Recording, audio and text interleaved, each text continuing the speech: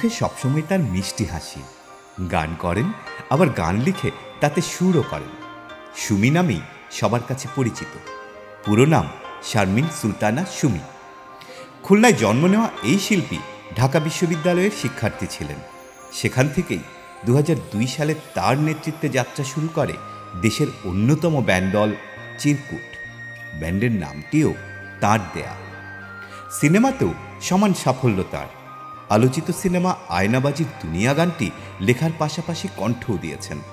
2017 সালে মোস্তফা সরোয়ার ফারুকীর ডুব সিনেমায় তাঁর লেখা এবং গাওয়া আহারে জীবন গানটি এখনও সমান জনপ্রিয়। একই নির্মাতার টেলিভিশন সিনেমাতেও গান লিখেছিলেন তিনি। গেল বছরের অক্টোবরে পর্তুগালের পোর্তো শহরে অনুষ্ঠিত হয়েছিল বিশ্বের অন্যতম বড় সঙ্গীত সম্মেলন ওয়ার্ল্ড ওয়াইড মিউজিক এক্সপো বা ওমেক্স। আর এই অনুষ্ঠানে এবারই প্রথম অফিসিয়াল আমন্ত্রণ পেয়ে অংশ নিয়েছিলেন সুমি। বলা যায় দেশের সঙ্গীত ব্যক্তিত্বদের মধ্যে সুমিই প্রথম যিনি এমন একটি আন্তর্জাতিক আয়োজনে আমন্ত্রণ পেয়েছেন। আজকে সারা বাংলা কথোপকথনে এই শিল্পীর সেদিনের সেই ইউরোপ জয়ের গল্প।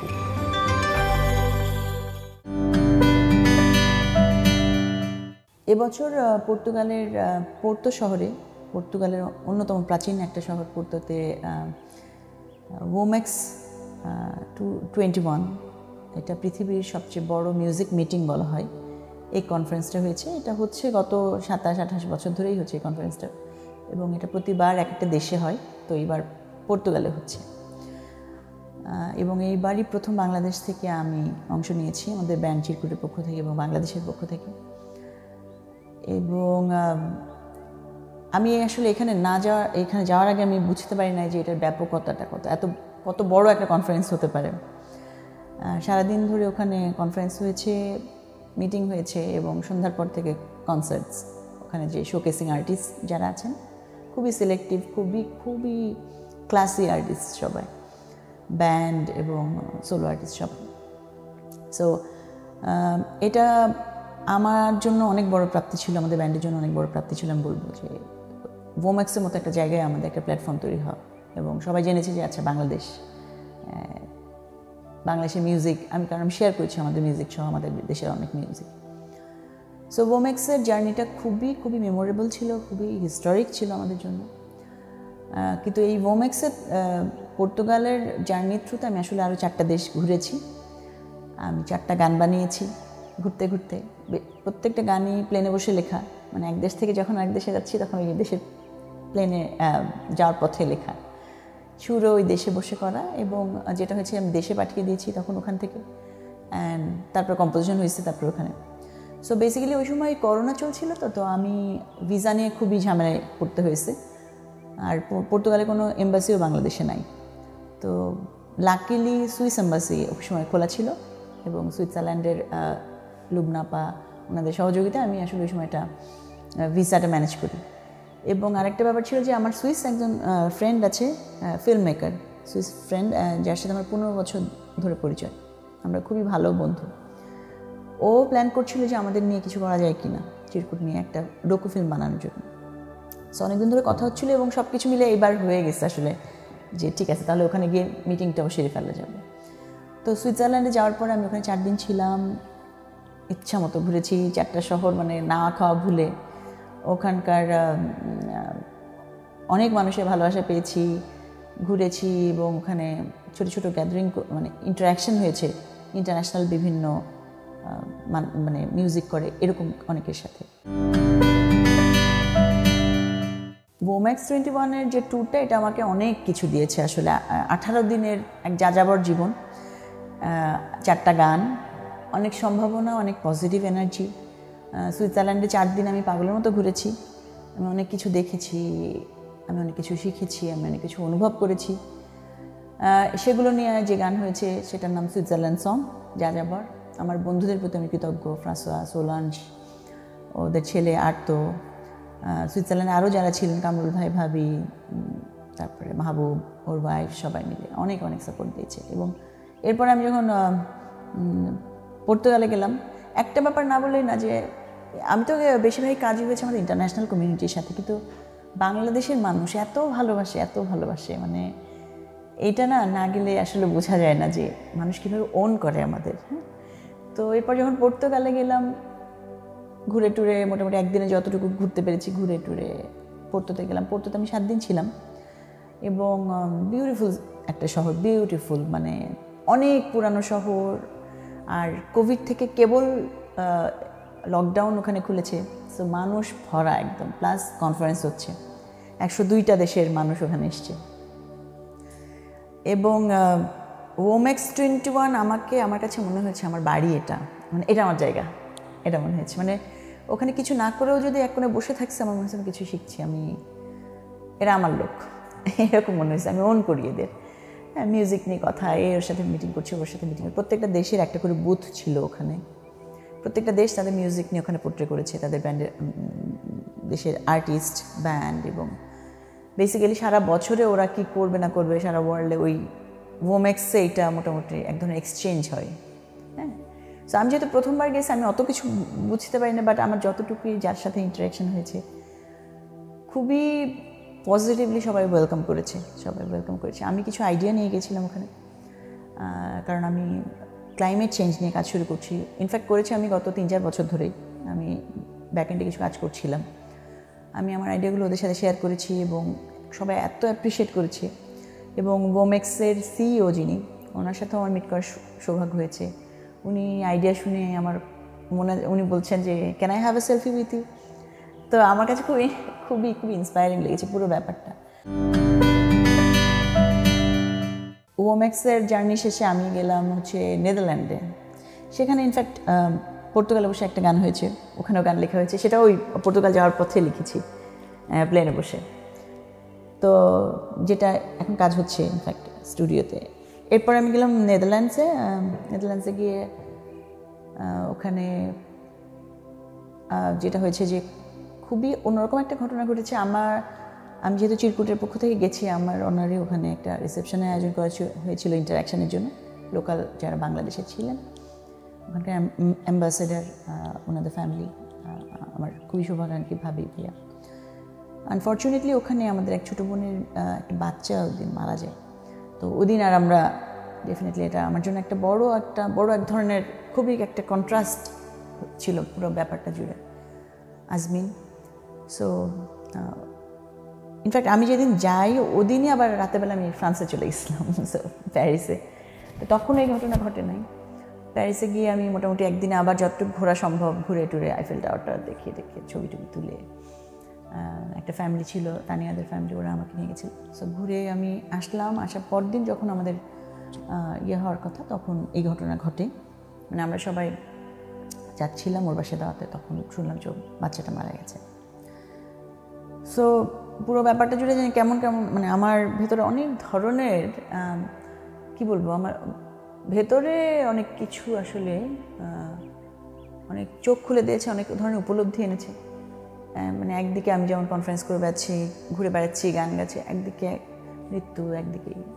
সো এই সব কিছু মিলে আসলে আমি যেটা করেছি যে আমি একটু প্রোডাক্টিভই হওয়ার চেষ্টা করি, যেখানে যাই একটু কাজ করার চেষ্টা করি, সব কিছু থেকে প্রোডাকশন আনার চেষ্টা করি। সো ওখান থেকেও নেদারল্যান্ডে একটা গান বানিয়েছি আমি, যেটা গানটার নাম হয়তো আজমিন হবে, ওইটা রেডি করছি আমরা। ফ্রান্সে যখন গেছি ওটাতেও একটা গান বানিয়েছি। সো হিউজ এক্সপিরিয়েন্স পুরা ইউরোপ ট্যুরে।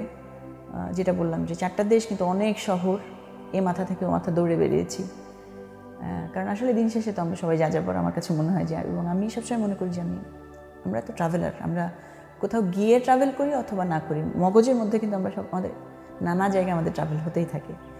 হ্যাঁ, সো ওখান থেকে যতটুকু পজিটিভ জিনিস নিয়ে এই পৃথিবীর সবার জন্য, মানুষের জন্য যতটুকু কথা বলে যাওয়া যায়, কাজ করে যাওয়া যায়, ততটাই ভালো। আর সবসময় চেয়েছি দেশের জন্য কিছু করতে।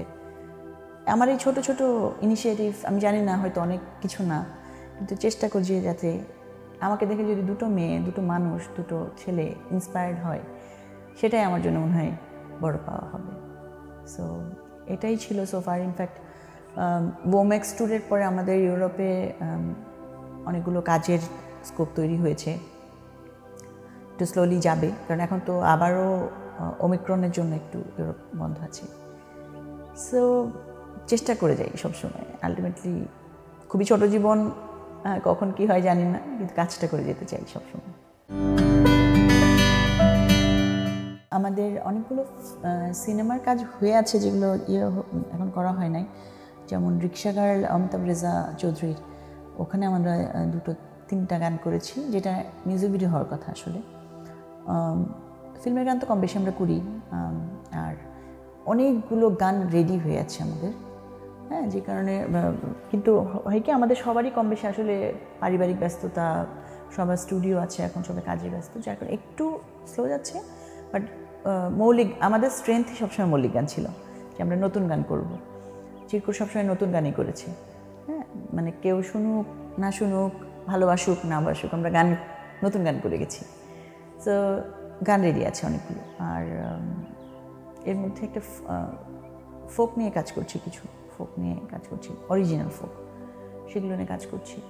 সো কাজ থেমে নেই, কাজ আছে প্রজেক্ট বেসিস। ইনফ্যাক্ট খুবই সামনে একটা খুব ইন্টারেস্টিং প্রজেক্ট আমরা শুরু করতে যাচ্ছি। ওইটা আমার একটা আইডিয়া, যেটা অনেক দিন ধরে আমি আসলে যেটা বলছিলাম যে চেষ্টা করছিলাম, তো ফাইনালটা হচ্ছে। আমি আজকে এটা বলবো না, কিন্তু আমরা অ্যানাউন্স করবো ফর্মালি খুব শিগগিরই, যেটা খুবই ক্লোজ টু মাই হার্ট টাইপের একটা প্রজেক্ট। ওখানেও গান নিয়ে আমরা কাজ করব। সো আর লেখা তো থেমেই নাই, আমার এই ফোন ভরা লিরিক্স, সবসময় লিরিক্স এবং টিউন সবসময় আমি চলতে ফিরতে কন্টিনিউয়াসলি। আমি যা দেখি, আমি যা ভাবি, আমি চেষ্টা করি সেখান থেকে লিখে ফেলতে।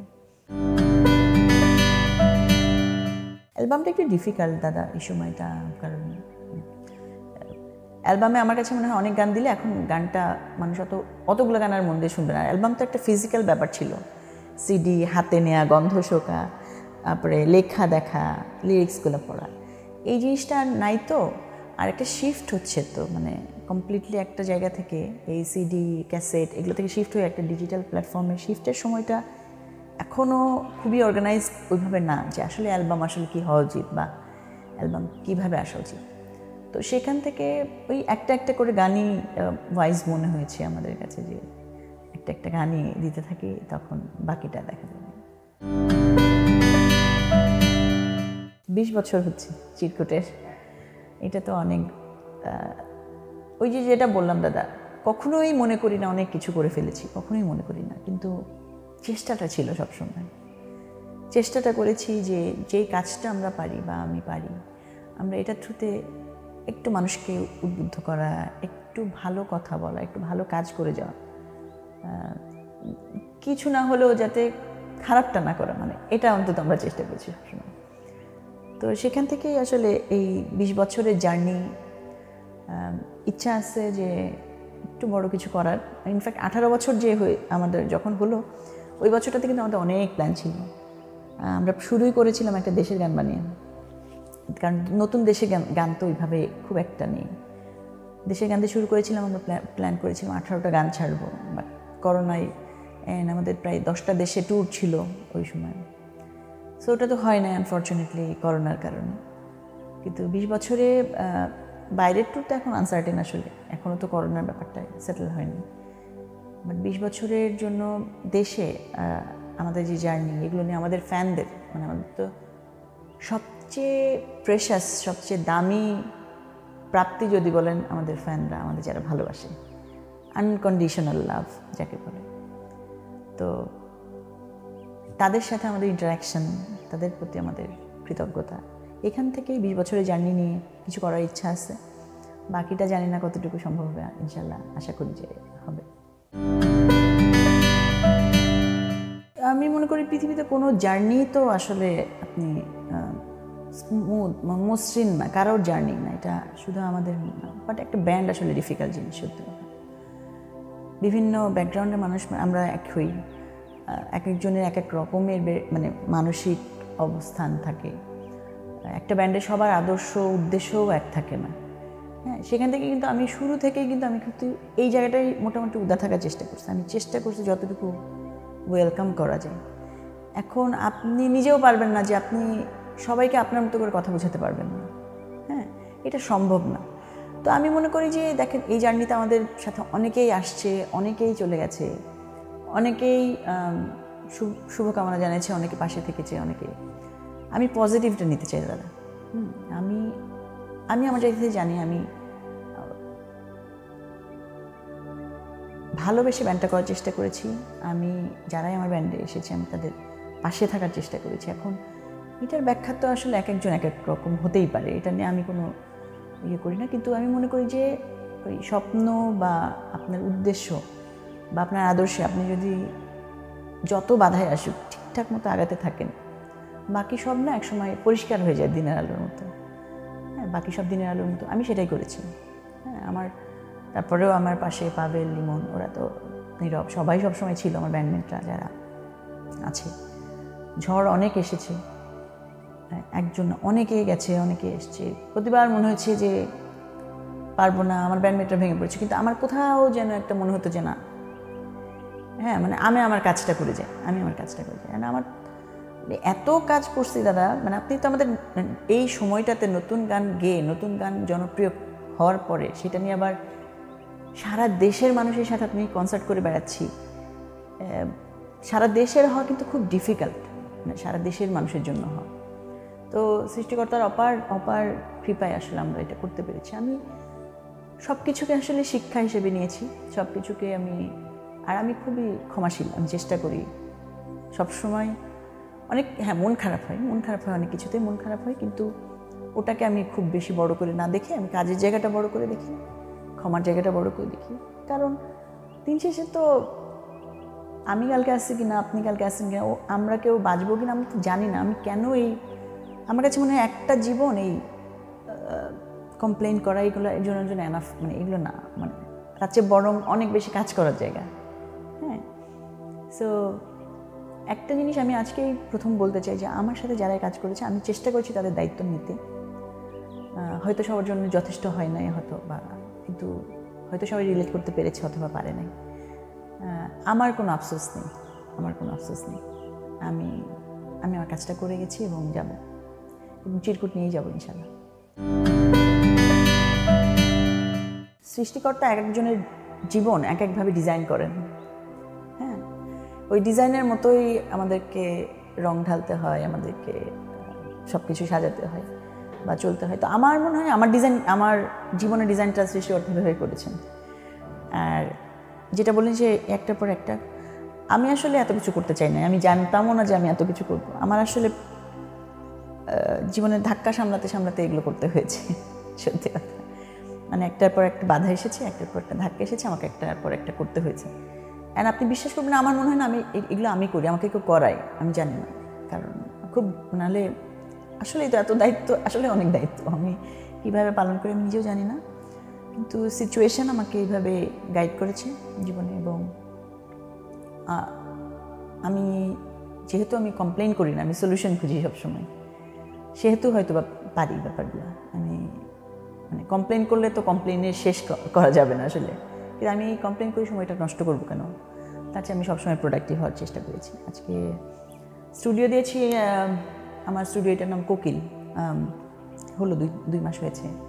আমাদের ব্যান্ডের সবারই স্টুডিও আছে, পাভেলের বাটার রেকর্ডস আছে, ইমনের রেকর্ডস আছে। সো বেসিক্যালি আসলে মিউজিক করে তো বাংলাদেশে সার্ভাইভ করা খুব ডিফিকাল্ট দাদা।